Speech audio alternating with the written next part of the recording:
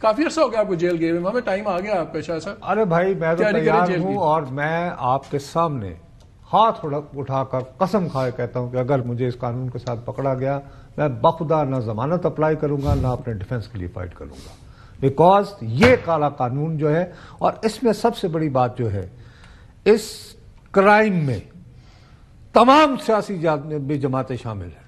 ہاں سارے P T I کے لوگ، کیونکہ یہ اندر سے سارے یہ تمام سیاستدان، میں نے اور تم نے تمام سیاستدانوں کو یہاں پہ بھگت رہے ہیں، یہ اندر سے ہم سے نفرت کرتے ہیں. یہ اندر سے وہ جاگیردارانہ مزاج ہے کہ یار پریس ریلیز دیتی ہے اپنے منشی کو نال 100 روپیہ دو اور یار ادھر میرا بیان چھاپ دیں. یہ وہ ان کا مائنڈ سیٹ ہے. آج مجھے پورا یقین ہے کہ بی بی شہید جو ہے نا، وہ ہیملیٹ کے آغاز میں نہیں ہوتا ہو از دیئر، ان کی روح بھٹک رہی ہوگی. آغا رفیع وہاں پہ موجود تھے، قادر پٹیل وہاں پہ موجود، بعد میں صاحب کہنے دیکھیں جی وہ سزائیں ذرا زیادہ ہیں لیکن منظور کروائی.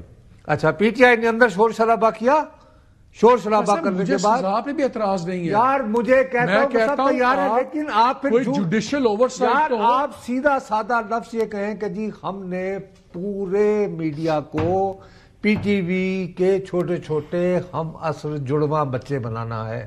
بنائیے. نیشنل پریس ٹرسٹ کیا تھا آپ نے تو بالآخر پاکستان ٹائمز جو ہے وہ ردی کی دکانوں پر ہی بکتا تھا نا. یہ اصل میں میڈیا انڈسٹری کا گلا گھونٹنے کا ارادہ. اب صرف ایک بات ہے، میں اور آپ ایک بات کر رہے ہیں، اس کا کوئی بندہ اٹھا کے کلپ لگا کے اس کو ٹویٹر پہ ڈال دے، کاسٹ کر رہے ہوں گے، ایکسپرشن میں کاسٹ کر رہا ہوں گا، اس کو جو بندہ ری پوسٹ کرے گا وہ اس کا کو ایکیوزڈ ہو جائے گا. اچھا مجھے ایک ٹیکنیکل سوال دیں، مجھے ایک لیگل چیزیں دیں. آج آپ کو ہم نے لیگلی پکڑنا ہے، پھر میں مذہب کے پاس جا رہا ہوں. اور لیگلی یار جو انہوں نے یہ دعویٰ کیا ہے کہ جی یہ سوشل میڈیا پلیٹ فارمز ہیں، یہ مین اسٹریم میڈیا کی بات نہیں ہے. جو ہمارے ڈیجیٹل چینلز ہیں، جو ہمارے ڈیجیٹل جو ہم بھی ہماری جاتی ہے، ہم بھی اس کی زد میں آتے ہیں نا مین اسٹریم میڈیا. نہ صرف کہ سر ہم اس کی زد میں آتے ہیں، اگر ہمارا لیٹ سے کہ اے آر وائی کا ڈیجیٹل چینل کوئی نہ ہو، ہمارے اس کلپ کو پکڑ کے کوئی پرائیویٹ بندہ ڈیجیٹل چینل کے اوپر چلا دے تو بھی آتے ہیں. میں آپ کو اس سے آگے کی بات بتاؤں، اگر مہربانی کر کے اعظم طارڑ صاحب اور دیگر لوگ کسی مناسب شخص سے پوچھ لیں اس بارے میں. انہوں نے لکھا ہے کہ اگر ایک مناسب کیا ہو گیا سر سوری شاہ صاحب، انہوں نے فار ایگزامپل اس قانون میں لکھا ہے، میں ایک بڑی سمپل سی ایگزامپل دوں. انہوں نے لکھا ہے کہ جو پارلیمنٹری فلور کے اوپر سپیچ ہوگی وہ بھی اگر سوشل میڈیا پہ وہ بھی اگر چلے گی، جی سر پورشن اگر آپ چلائیں گے، آپ کو آرٹیکل 66 کی پروٹیکشنز کی جورسپروڈنس دیکھنی چاہیے. اس کے اندر جو بھی بات پارلیمنٹ کے اندر ہوتی ہے، جو ایکسپنجڈ ہوتی بھی ہے، وہ بھی کیونکہ پارلیمنٹ کے فلور پہ کہی گئی ہے تو آئین کی پروٹیکشن ہے. آپ ریگولر لا صرف یہ سیاسی تقریریں سوشل میڈیا سے روکنے کے لیے آپ ایسی چیزیں نہیں کر سکتے جو پرائما فیشا آئین کے خلاف ہوں.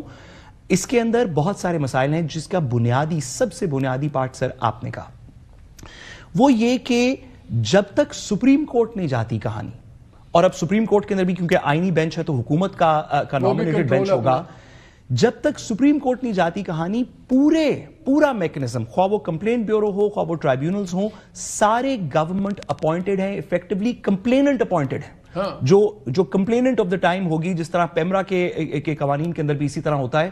اور سپریم کورٹ کے اندر آپ آرٹیکل 19 کے زمرے کے اندر جب اس کو آئینی بینچ میں لے جائیں گے تو پہلی پوسٹ سے لے کے پورا پروسیکیوٹوریل سسٹم، پورے ٹرائیبیونلز اور سپریم کورٹ تمام کے اوپر گورنمنٹ کا شیڈو ہوگا جو ڈیٹرمن کرے گا جو آپ نے کہا. مظہر آپ نے بہت کام کیا، ہم لوگوں نے مل کے کوڈ بھی بنایا تھا، آپ کو یاد ہے کافی سال پہلے. ایک بڑی انٹرسٹنگ چیز میں دیکھ رہا تھا، آف کام کی ہم بات کرتے ہیں، جو ناظرین جو یو کے کا ادارہ ہے آفس آف کمیونیکیشن جو ہے، اس کو ایک گولڈ سٹینڈرڈ سمجھا جاتا ہے دنیا میں.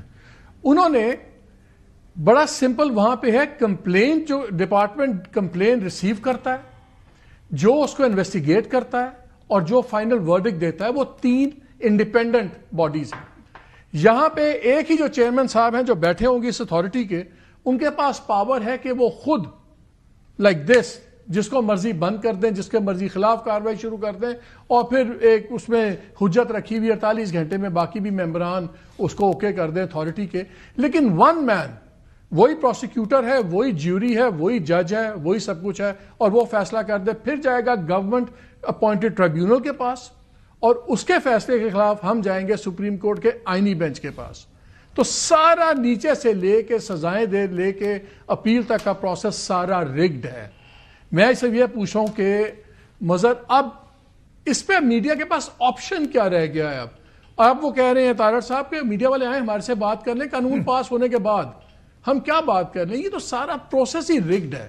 یہ کس طرح سوشل میڈیا کا کور لے کے بالکل ایک گھٹن کا ماحول بنا رہے ہیں؟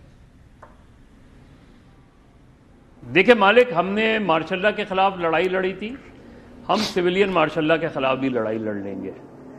یہ ملک میں سویلین مارشاء اللہ لگا رہے ہیں, اور یہ جو بات کر رہے ہیں کہ جی ورکنگ جرنلسٹ کو پریشان نہیں ہونا چاہیے, آزادی اظہار کی جدوجہد جرنلسٹوں کے لیے نہیں تھی, آزادی اظہار کی جدوجہد عوام کے لیے تھی, کیونکہ اس ملک کے لوگوں کو جاننے کا حق ہے.